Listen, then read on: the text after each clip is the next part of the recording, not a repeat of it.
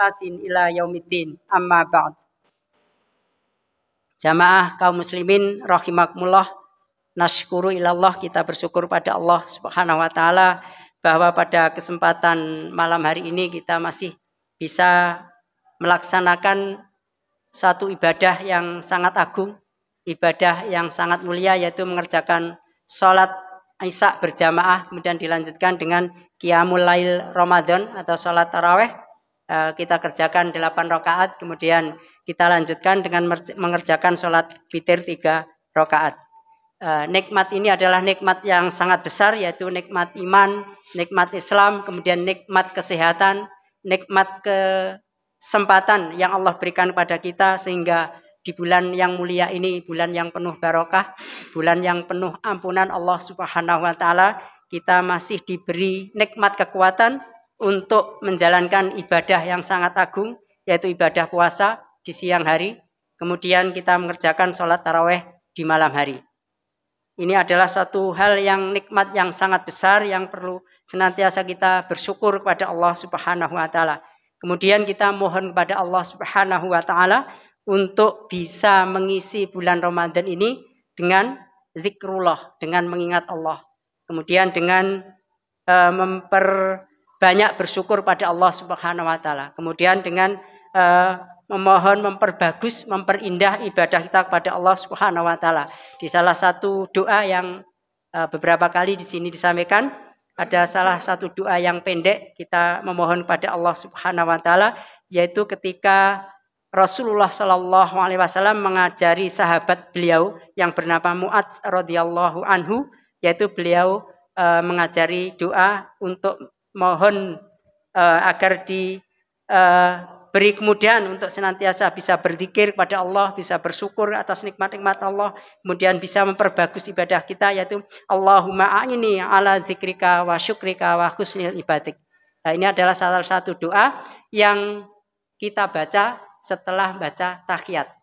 Selain doa Allahumma inni a'udzubika min adzabi jahannam wa min adzabil qabr wa min fitnatil mahya wal mamati wa min syarri fitnatil masiihid dajjal, atau Allahumma inni dzalamtu nafsi dzulman katsira wa la yaghfiru dzunuba illa anta faghfirli maghfiratan intika warhamni innaka antal ghafurur rahim. Kemudian doa yang ini boleh dijawab juga, yaitu Allahumma a'inni ala zikrika wa syukrika wa husnil ibadatik.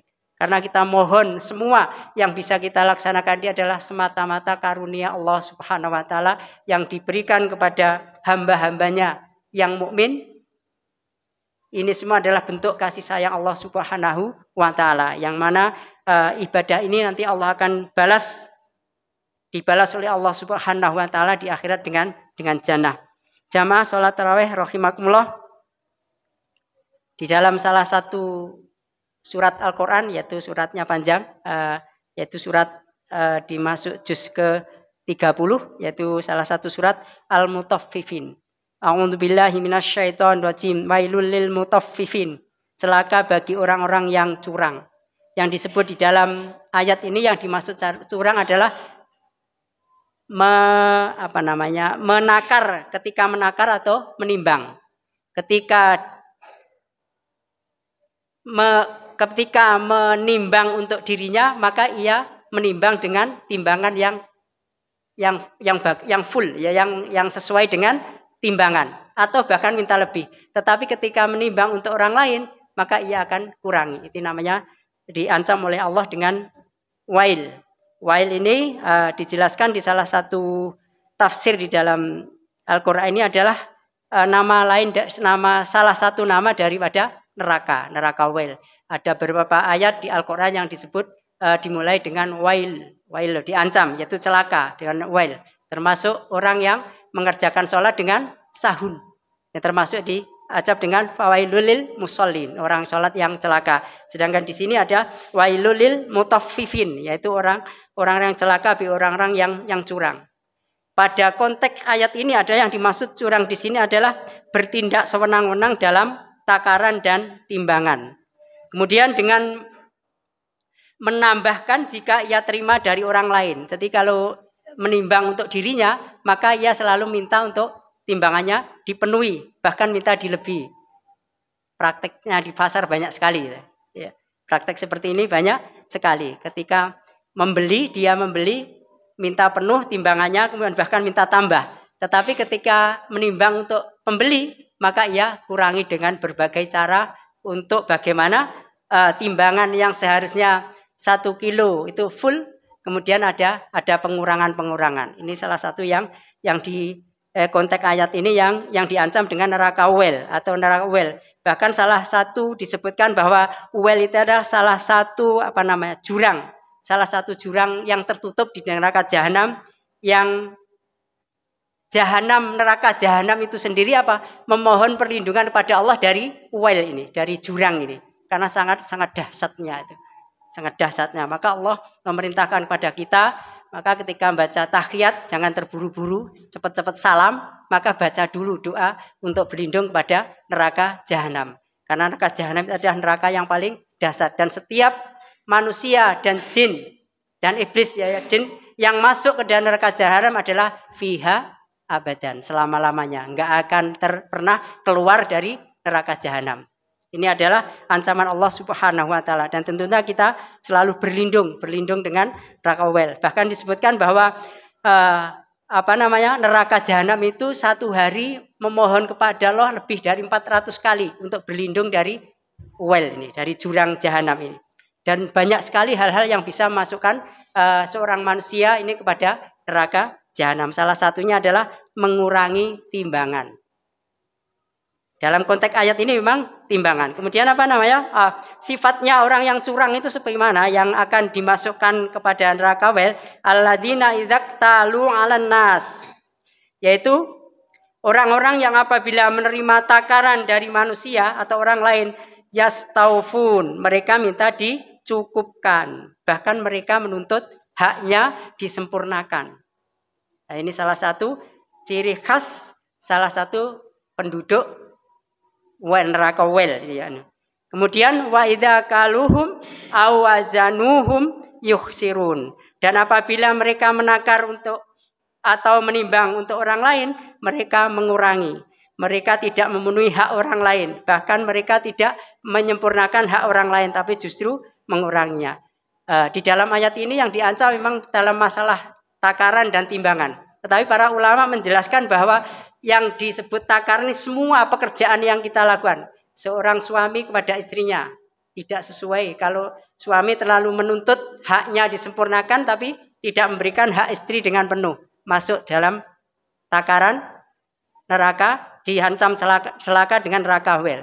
Seorang ayah pada anaknya tidak berbuat adil, tidak memberikan hak-hak anaknya, tetapi seorang ayah menuntut agar anak ini memberikan hak-hak seorang tuanya dengan penuh. Nah, ini bahaya juga ini. Dalam hal puasa, dalam hal zakat sama. Kita sering kadang kita kalau sholat gimana? Pengennya cepat-cepat. Padahal kita tuntut pada Allah, minta sehat, minta gagah, minta ganteng, ya, minta harta yang banyak, minta selamat dunia akhirat, bisa masuk surga. Tapi kalau sholat cepat. Nah, ini dijelaskan juga di dalam salah satu penjelasan ulama termasuk diancam neraka wel. Karena apa? Hak orang sholat itu ada ketika takbiratul ihram, ada haknya sendiri takbiratul ihram. Menghadap kiblat, mengangkat tangan sejajar dengan bahu atau sejajar dengan telinga, menjaga kekhusyuan, jaga ketenangan. Ini dari hak-hak yang harus kita berikan kepada Allah Subhanahu wa taala ketika kita mengerjakan sholat. Tuntutan manusia memang terlalu banyak. Nah, kita ini terlalu banyak menuntutnya. Tetapi ketika sholat 2 rakaat misalnya, 5 menit lama.